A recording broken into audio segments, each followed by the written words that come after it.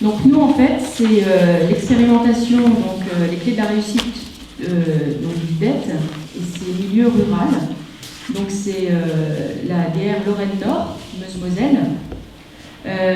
Donc en fait, il y a eu 4 secteurs qui ont été en expérimentation, donc 2 en Moselle et 2 en Meuse. Et en fait, il y a un secteur où on regroupe 3 terrains. Donc au niveau géographique, c'est énorme. Donc on compte en fait entre 8 à 11 bureaux de rattachement et de 4 à 7 COBA.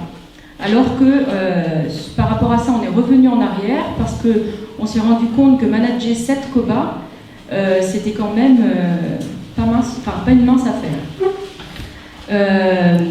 Seulement, l'ADS va conserver le management de ces 7 COBA.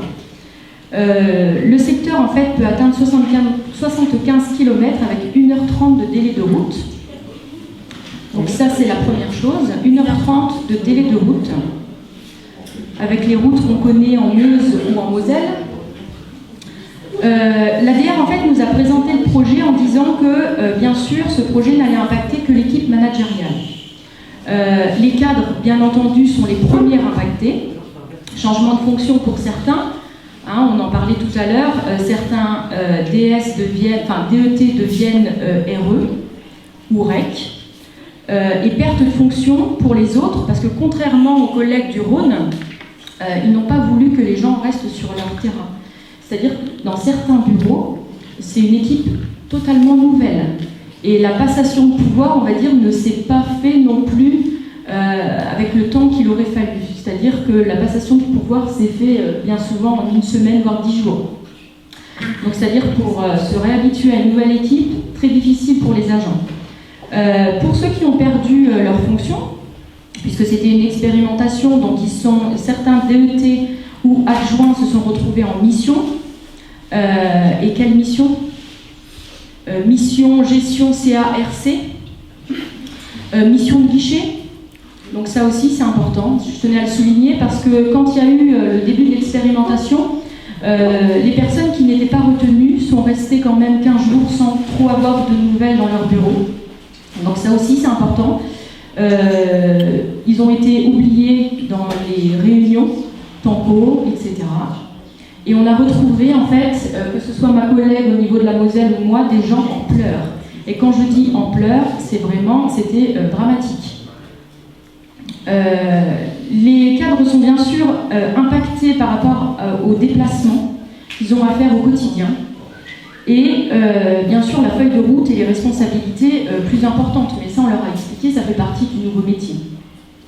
Alors contrairement à ce que la DR nous a annoncé, l'impact est aussi sur les COBA.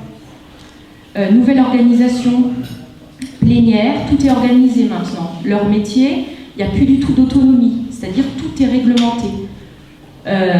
Plénière 1 fois par semaine, entretien d'activité, donc plénière avec déplacements qui vont avec, puisque quand on prend un secteur où on regroupe 3 bureaux, ils ont déjà en fait 1h30 dans la vue, aller-retour, donc ils ont eu l'après-midi grillée. Donc comment être à 15 CC quand on a ce genre d'organisation ?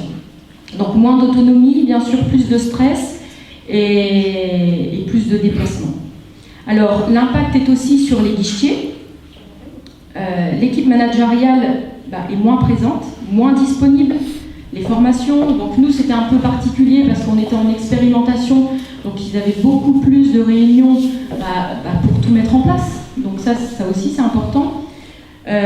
Sur chaque site en fait, ce qui était bien au départ, c'est que le DS et toute l'équipe du CODIR, on a trouvé ça très bien, ils ont responsabilisé les gens. C'est-à-dire sur les bureaux où il y avait un DET ou un adjoint à l'époque, ces bureaux sont à découvert aujourd'hui. Donc en fait, ils ont responsabilisé les gens en nommant un référent pro, en plus du référent de la poste mobile qui existait déjà. Ils ont nommé un référent sûreté et RH. Seulement, devaient suivre des formations qui n'ont jamais eu lieu. Donc les gens qui semblaient être très très motivés au départ le sont beaucoup moins aujourd'hui. Donc ça c'est vraiment dommage. L'idée était bonne au départ et ne l'est plus aujourd'hui. les déplacements, en fait, ce qui est particulier, c'est que nous, en local, par rapport à tous ces déplacements, on a refusé les fusions. C'est-à-dire qu'au départ, ils avaient proposé des fusions pour les différents secteurs. Donc nous, on a mis un petit peu le haut là, parce qu'on estimait que c'est les guichets qui allaient trinquer un petit peu. Et donc, on a créé un accord local qui s'appelle l'accord Entraide, que vous devez connaître peut-être. Et on garde des RI différents par rapport au secteur. Et les personnes, s'il y a un trou dans la raquette sur le terrain d'à côté dans le même secteur, c'est sur la base du volontariat déjà. Et les personnes qui font l'effort d'aller travailler sur l'autre secteur ont une indemnité supplémentaire. Donc 15 € par jour pour les remplacements, 75 à la semaine, ça doit être 300 € de plus au mois. Donc les gens, c'est une sorte de motivation, ceux qui acceptent d'aller travailler en renfort sur le bureau d'à côté. Et par contre, là où il y a eu un problème par rapport à l'équipe des guichetiers, c'est que quand on a une toute nouvelle équipe, c'est très difficile de se réhabituer. Et en fait, ils ont été un petit peu mis de côté et ils se sont sentis complètement délaissés. En fait. L'impact s'est fait aussi sur le Bob. L'impact très important, donc 2 règlements intérieurs différents, voire 3. Et il y a eu la gestion des APC, RPC qui a été transférée sur le bureau centre. Mais seulement l'organisation ne peut pas y toucher puisqu'il y a un règlement intérieur qui est déjà fait.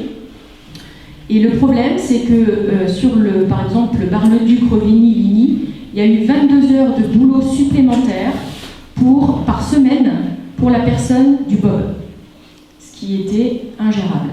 Voilà. Donc, le bilan, il y a eu un bilan qui nous a été présenté, donc les CODIR qui sont impactés, donc on fait remonter le 5 juin en CHS un bilan, en disant que bien évidemment tout allait bien. Bien sûr, la Poste va généraliser par rapport à ce bilan.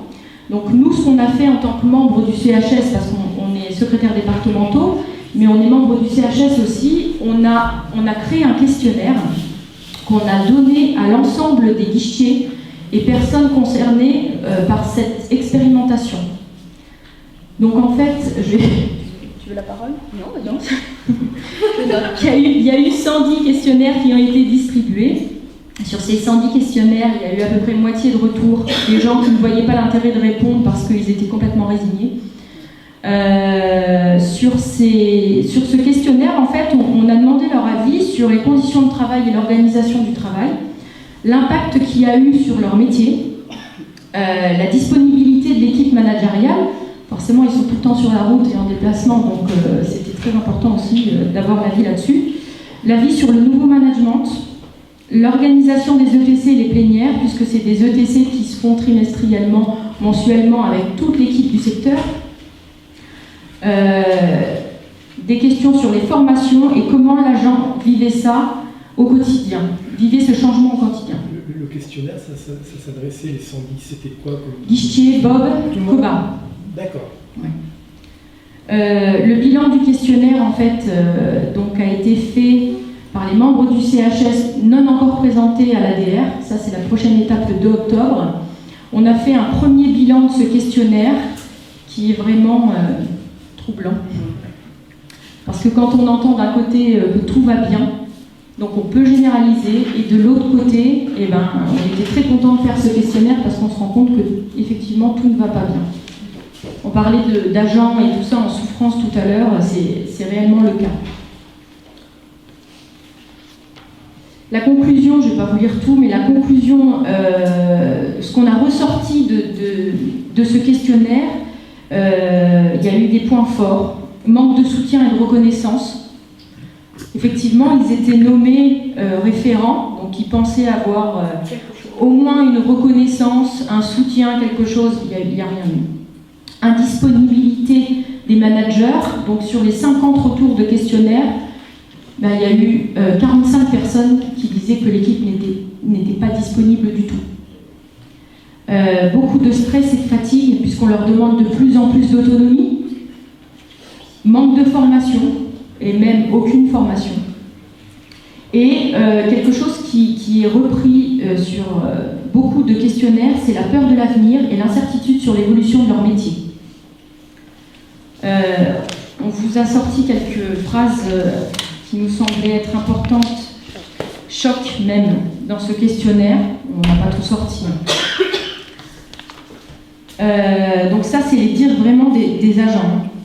Je croyais que ce changement allait apporter du bon, mais finalement, je suis déçue, car des managers, il y en a trop et jamais disponibles. Les conditions de travail se sont nettement dégradées.